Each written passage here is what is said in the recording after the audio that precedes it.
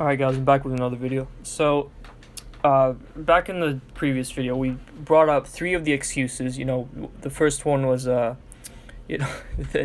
Mark Breland, he drugged Deontay Wilder. The second was that Mark Breland, was paid to stop the fight early. And, the obvious ring walk costume being the third.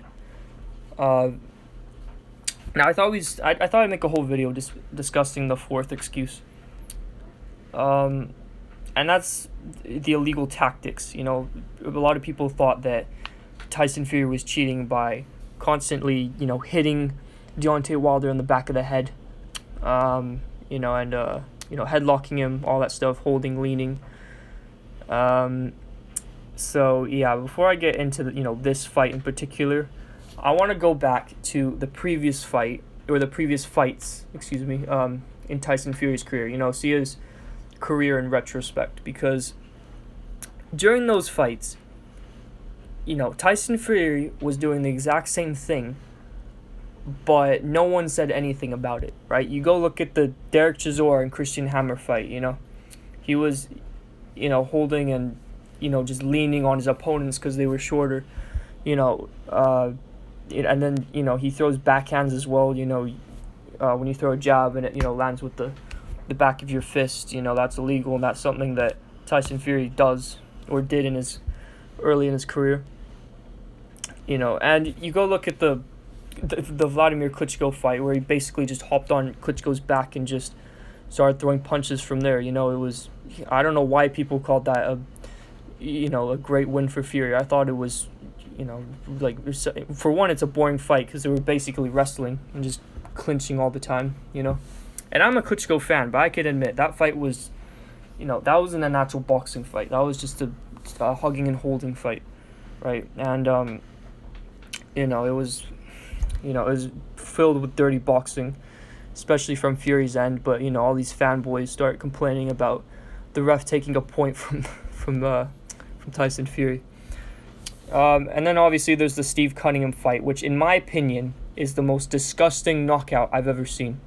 I don't know how Fury got away with that, because he was basically holding his opponent's head with one hand and then, throwing a knockout punch with the other, and obviously Steve Cunningham went down, and, for some reason the ref gave Fury the victory, it was, pathetic, and, people were acting like it was a Muhammad Ali moment where Tyson Fury got up from the canvas and he knocked him, he got back up, and then he, just to knock him out, is, kind of dumb, right? So I can admit, I personally don't like how Tyson Fury, dirty box, right? He does a lot of dirty fighting, and that's why I'm not really a fan of him, However, during that time, no one said anything about those tactics, right? No one called out the Steve Cunningham fight. No one was calling out Klitschko's fight, But now all of a sudden, in Deontay Wilder's fight, the second one, people are suddenly waking up for some reason, and now they're getting pissed off at Tyson Fury, just because it's their fighter, just because it's Deontay Wilder, the WBC champion. The guy that was supposed to fight Joshua, unify the belts with Joshua. Now people are getting, angry over that. Now, before I talk about this fight and debunk these excuses, I want to first go to Deontay Wilder's career in retrospect and look at his fights. You go look back at his fights. Deontay Wilder does the exact same thing, right? He constantly holds and leans on his opponents. He did it in the Nikolai Further fight, the Bermain Stavern fight, and the Luis Ortiz fight, where he's basically just picking up Ortiz and just throwing him across the ring in that last round.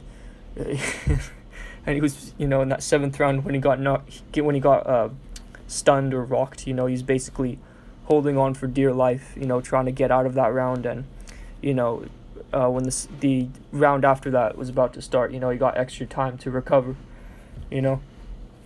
And another thing before I mention this fight is, if you go look at any other American fighters, like Deontay Wilder, like Bernard Hopkins, Floyd Mayweather Jr., Andre Ward, all those people, you can tell they are, really, really dirty fighters as well, I mean, these guys, they decide to, just rapid punch all day, hold their opponents, excessive holding, hit their opponents in the balls, all that stuff, and, now you fast forward to this fight, where it's a British guy doing this, and I'm not saying it's a race thing, but I'm just saying, like, these fanboys, all of a sudden there's, back then it was like, oh, but it's just the sport of boxing, it's only illegal if the ref sees it. Fast forward to this fight. It's all of a sudden it matters, right? All of a sudden we need to take legal action and stop these, do something about it. But back then it's like, when Andre Ward was just fouling his way to victory in that Kovalev fight, it's only illegal if the ref sees it. But now it's like it doesn't matter.